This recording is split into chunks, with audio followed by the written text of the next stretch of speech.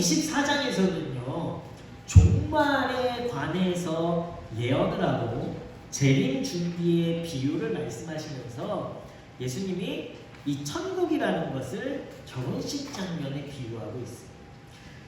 우리는 종말이 있어요. 모든 성도에게 종말이 있는데 세 가지 종말이 있습니다. 첫 번째 종말은 뭘까요? 세상이 끝나는 세상이 끝나는 날. 그걸 우리는 종말이라고 해요. 또 두 번째 종말은 뭘까요? 예수님이 오실 때. 예수님이 오실 때 모범 생긴 것처럼 하지 마세요. 1부 때 다 했었어요. 예수님이 오실 때가 우리 이 땅에 재림 그때가 이 세상의 마지막이에요. 그리고 마지막으로 우리에게도 종말이 있어요. 언제일까요? 죽는 거. 우리 모든 개인은 죽을 때에 우리는 이 땅에 모든 것을 마지막으로 하고 그리고 그것이 우리는 끝이 아니라 그 다음에 우리는 무엇을 준비합니까? 무엇을 준비해요?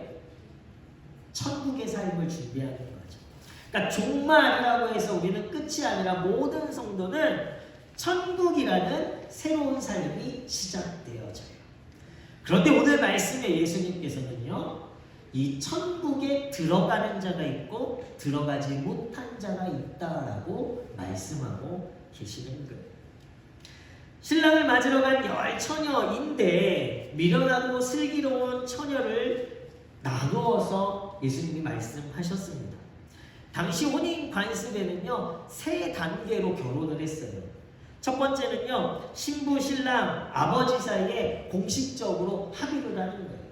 그래서 신부와 신랑의 아버지 부모님들이 합의하는 거예요. 우리 결혼시킵시다. 이것이 첫 번째 단계고요. 두 번째 단계는 증인들 앞에서 약혼하는 거예요. 우리가 이제 결혼하겠습니다. 약혼을 해요. 그리고는 1년을 기다려요. 신부는 신부 집에서 신랑은 신랑 집에서 1년을 기다리다가 신랑이 신부를 1년 뒤에 데리러 갑니다. 그리고 일주일간 신부 집에서 혼인잔치를 벌이는 것이 고대 근동사회의 결혼 문화였어요. 신랑의 친구들을 동행해서 신부를 데리러 갈 때에 신부 집에서는요 신부 친구들이 등불을 밝히고 신랑이 오기를 기다려요. 근데 그 당시에 스마트폰이 있었겠습니까? 뭐 자동차가 있었겠습니까? 그러니까 신랑의 집이 거리가 어떠하든지 그리고 또 어떠한 상황에 있든지 이 가는 이 시간과 날짜와 그리고 걸리는 시간들이 다 제각각이었던 거예요. 그래서 신부들이 꼭 해야 되는 것은 혹여 밤에 신부 집에 도착할 신랑을 위해서 등불을 준비했던 거예요. 그런데 오늘 말씀해 보니까요 미련한 다섯 처녀는요 등만 준비했어요. 등에 그냥 채워져 있는 기름만 준비했습니다.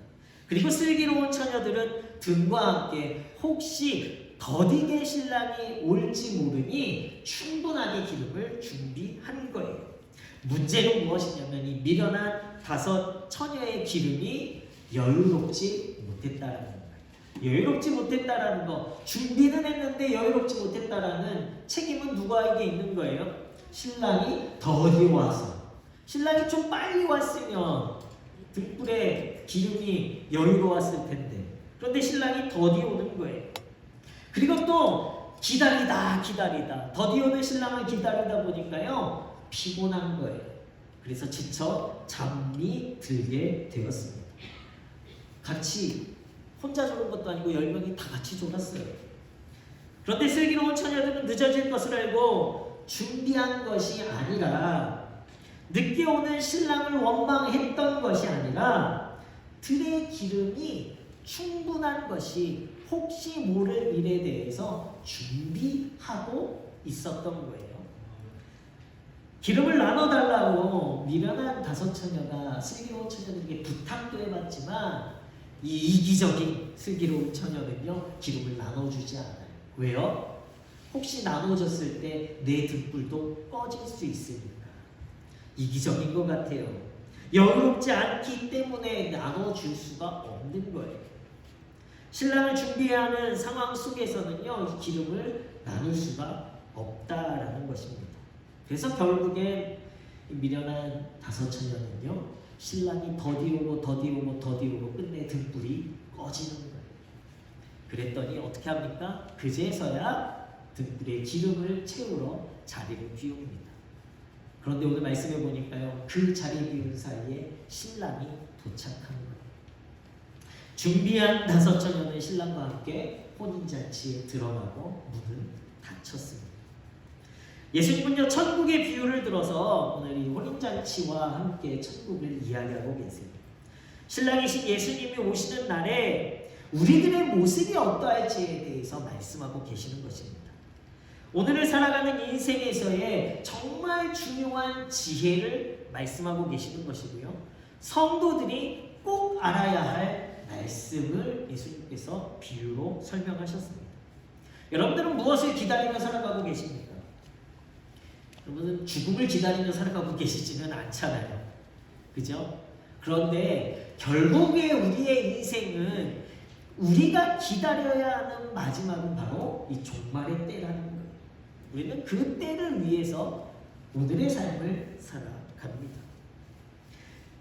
영원한 삶, 그러나 우리는 끝으로 기다리는 삶이 아니라 그 끝 이후에 있을 영원한 삶, 부활의 삶, 천국의 삶을 기다리며 살아가는 성도들인 거죠.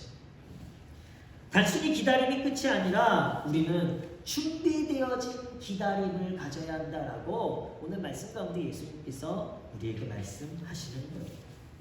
그리스도가 다시 오실 때 이 세상이 다 무너지고 하나님의 나라가 이곳에 임하게 되어질 때, 그때도 아니라면 우리가 이 땅에서 우리의 인생을 마치고 하나님의 나라의 삶을 준비할 때 우리는 어떻게 이 땅에서 그날을 준비해야 하는가를 오늘 예수님께서 우리에게 말씀하시는 거예요. 슬기로운 5처녀만이 기름을 준비하여 신랑과 함께 혼인 예식에 들어갔습니다.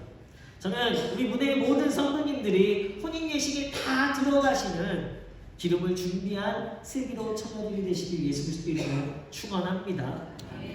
문제는요, 5처녀는 등이 없었습니까? 미련한 5처녀도 등과 기름을 가지고 있었어요.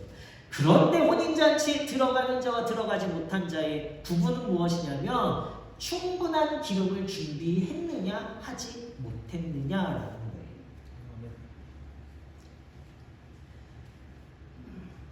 미련한 5처녀는 등과 기름을 준비했지만 결국엔 그들은 등만 준비한 자들이 되었어요.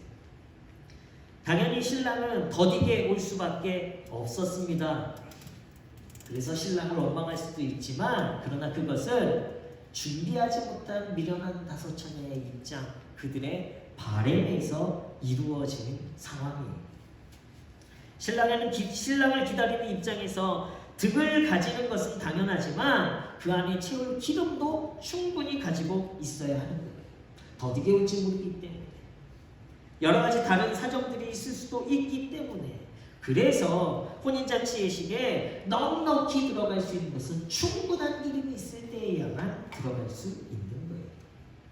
기름이 성령을 뜻할 수도 있고 믿음을 이야기할 수도 있습니다. 중요한 것은 그 안에 들어있는 내용이 중요한 거예요. 기름이 있느냐 없느냐가 중요한 것입니다. 준비되어진 등이라는 형식이 중요한 것이 아니라 그 등 안에 채워져 있는 기름이 준비되어 있는지가 우리 신앙에 정말 중요한 것, 우리가 천국을 누리는 삶을 살아가는 중요한 요소가 되어진다는 겁니다. 평소에는요, 모두가 다 등을 가지고 있습니다.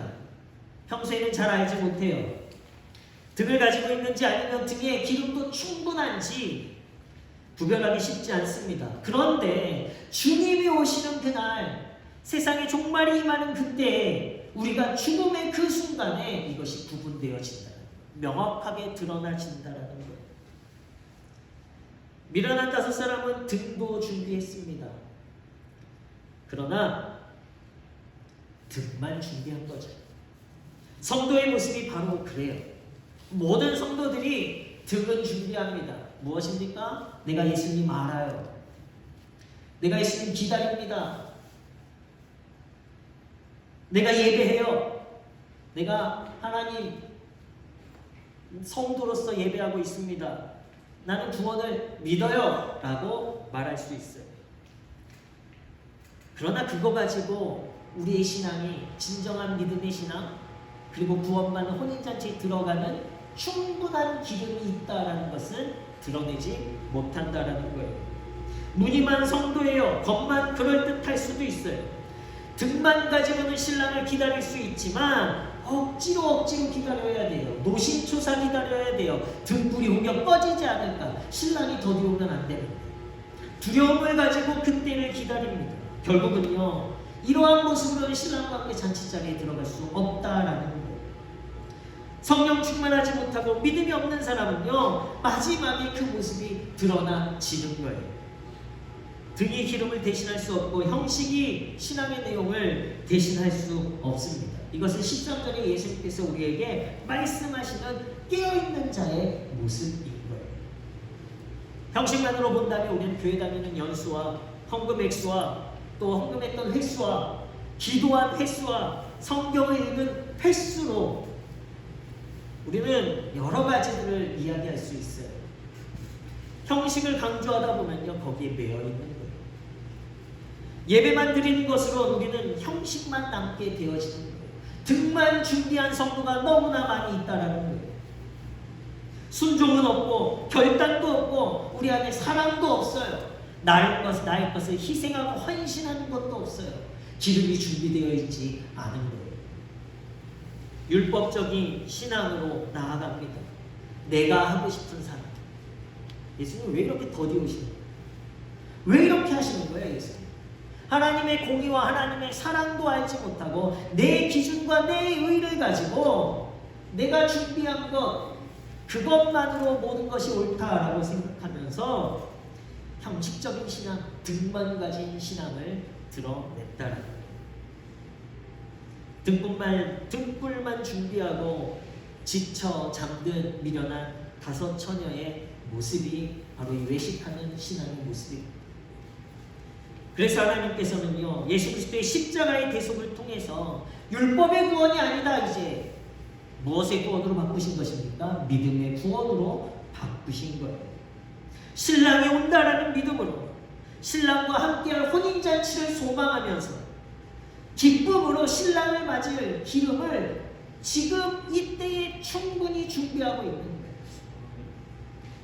이것이 깨어있는 성도의 믿음의 구원입니다. 예수님 믿으면 우리 구원받아요. 맞습니다. 그런데 그 믿음이 어떻게 드러나지느냐. 충분한 기름으로 준비되어진 성도가 그 믿음을 드러내는 거예요. 예수님 믿으면 나 구원받습니다. 그러나 내 삶에 헌신이 없고 소망도 없고 기쁨도 없고 감사도 없다라는 것은요, 형식적인 신앙, 등불만 준비한 성도가 되어지는 거예요. 여러분 스스로 한번 나에게 돌아보세요. 나는 등불만 준비하고 있지 않은가? 아니면 나는 오늘도 충분히 기름을 태울, 하나님 앞에 내 기름을 태울 준비가 되어 있는가? 충분한 기름을 준비하고 태우는 우리 믿음의 성도님들 되시길 예수 그리스도로 축원합니다. 더디 오는 것에 대해서 우리는 비판할 수 없어요. 다르게 말하면 예수님이 느리게 오시는 것, 예수님이 재림이 늦어지는 것, 우리는 그것에 대해서 뭐라고 이야기할 수 없어요. 더 쉽게 말하면 우리가 왜 오늘 죽지 않았는지에 대해서 이야기할 수 없다라는 거예요. 더디 오는 것이 우리가 준비할 시간으로 바라보는 믿음이라는 것이 중요한 거예요. 더디 오는 것에 대해서 원망하고 살아가니까요, 우리가 뭐합니까? 졸는 거예요. 지금 졸고 계신 분들한테 하시는 말은 아니고요. 네. 예수님이 더디 오시는 것에 대해서 믿음이 없으니까 뭐합니까? 기름을 준비할 시간임에도 불구하고 그러지 못하고 그냥 내가 하고 싶은 대로, 내가 편한 대로 신앙생활 하는 거예요. 우리가 그 때를 정할 수 없습니다. 그런데 그 시간이 늦춰졌다라는 것은요, 우리에게 기름을 준비할 기회가 주어졌다. 오늘 여러분들은 다 생명 있는 자로 오늘 이곳에서 주님을 등불을 가지고 준비한 성도예요. 그런데 오늘 내가 충분히 기름을 준비하지도 못했는데 여전히 나는 생명이 있고 살아있고 나에게 구원의 확신이 있다면 오늘 내가 해야 되는 것은요, 나에게 충분히 태울 기름을 내가 준비했느냐, 준비할 기회가 바로 오늘이라는 거예요. 이미 주님이 오시는 때에, 이미 내가 죽어가는 때에 준비하는 것은 이미 늦습니다. 바로 지금 등불이 아직 환할 때에, 더디오는 기회가 주어졌을 때에 충분한 기름을 준비하시는 성도님들 되시길 축원합니다.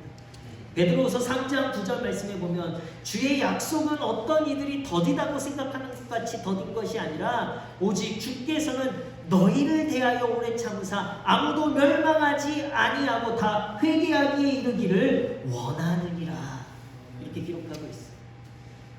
우리 오랜만에 우리 성도님들이 우리 문해교회에 오셨습니다. 너무나 감사해요. 그런데 제가 더 진리의 말씀을 드리고 싶은 것은요, 여러분들이 생명이 있으셨기에 오늘 이 자리에 계신 거예요. 그리고 오늘 이 자리에 계신 것은 하나님께서 여러분들을 구원하기 원하셔서 오래 참으셔서 여러분들을 구원에 이르게 하신 줄로 믿습니다. 그 구원을 붙잡는 여러분들 되시길 예수 그리스도로 축원합니다. 우리는 성령 충만함으로 기다려야 해요. 형식적인 모습이 아니라 우리 안에 믿음과 순종과 헌신과 성령을 충분히 준비하시는 성령들 되시기 바랍니다. 또 이 준비는요, 누가 해주는 게 아니에요. 개인적으로 준비해야 돼요. 내 안의 내용을 다른 사람이 채워줄 수 없다라는 거예요. 다른 사람이 준비한 헌신과 사랑과 희생, 봉사를요, 내 것으로 뽑을 수 없다라는 거예요. 누가 해야 합니까? 내가 해야 하는 거예요. 정말 우리가 알아야 되는 것은요, 11절 12절 말씀입니다. 그 후에 남은 처녀들이 와서 이르되 주여 주여 우리에게 열어주소서. 대답하여 이르되 진실로 너희에게 이르노니 내가 너희를 알지 못하노라 하였느니라. 주님은 사랑이시잖아요. 주님은 우리 모두를 다 알고 계시잖아요.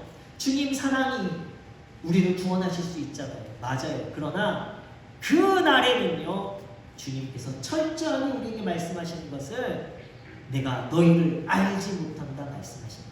우리는 주님 아는데요, 우리는 주님께 예배했었는데요, 주님이 기억하지 않는 이름이 될 수도 있다는 거예요. 무엇 때문입니까? 충분히 기름을 태우지 않았기 때문입니다. 마태복음 7장 21절 23절 말씀에도 보면요, 마지막 날에 많은 사람이 주여 주여 하는 자마다 다 천국에 들어갈 것이 아니요 라고 예수님이 말씀하시면서 그들이 주님의 이름으로 예언도 하고 귀신도 내어 쫓고 많은 기적을 행했다. 내가 예수님의 이름으로 이 일들을 행했습니다. 친밀감을 나타내는데요, 예수님께서 뭐라고 말씀하시냐면 나는 도저히 너희를 알지 못한다라고 말한다. 예수님 말은 했지만요, 예수님이요 너희를 모른다.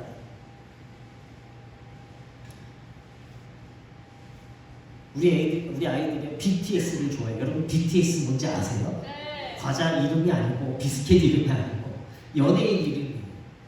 저는 그 연예인 이름을 다 몰라요. 근데 우리 애들은 다 알아요. 우리 애들은 BTS를 너무나 잘 알아요. 그런데 BTS가 우리 애들 알까요? 몰라요. 마찬가지예요. 여러분들이 예수님 알아요. 내가 예수님 많이 불렀어요. 예수님 교회 가서 내가 예수님 많이 부르짖었어요. 주여 주여 부르짖고 때로는요, 내가 주님을 위하여서 어떤 일도 하고 어떤 일도 했어요. 그런데 문제는 주님이 기억하시지 못하는 나만 좋은 일, 내가 원하는 일, 나의 의를 가지고 했던 일이라는 거예요. 주님께서 그것에 대해서 철저하게 마지막 때에 말씀하십니다. 내가 주님을 아는 것은 소용없어요. 마지막 때에 주님께서 나를 알아주셔야 돼요. 내가 안다고, 내가 당신을 압니다라고 말하는 것을요, 예수님께서는 뭐라고 이야기하냐면 불법을 자행하는 자라고 말씀하고 있어요. 여러분, 지금 우리가 살아있는 것은요, 오직 주님의 사랑만이에요.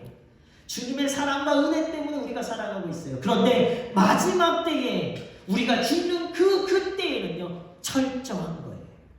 주님이 내가 너를 도무지 알지 못하겠노라. 이 말씀을 듣지 않으시고 내가 너 너무나 잘 왔어 라고 주님이 맞이해 주시는 충분히 기름을 태워가시는 우리 문의 성도님들 되시길 예수 그리스도 이름으로 축원합니다. 오늘 내 안에 그렇다면 우리가 결단해야 돼요. 채워야 할 것이 무엇인가? 오늘 나를 초조하게 만들고 조급하게 하는 부족한 것은 무엇인가? 등만을 가지고서 더디오는 신랑을 원망하고 내가 편한 대로 내가 하고 싶은 대로 신앙생활 하고 있지는 않은가? 교회만 다니면 됐지. 예배만 참석하면 됐지.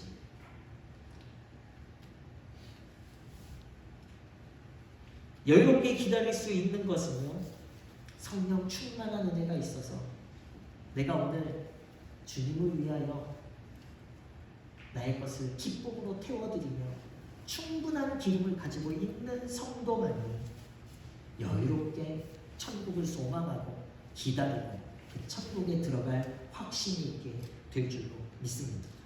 형식적인 그리스도인이 아니라 그 안에 기름으로 가득 채워진 성도들이 되시길 다시 한번 소망합니다. 옆에 계신 분들하고 인사하실까요? 기름을 채우십시오. 다시 한번 기름을 채우십시오. 또 한번 인사할까요? 나도 채우겠습니다. 나도 채우겠습니다.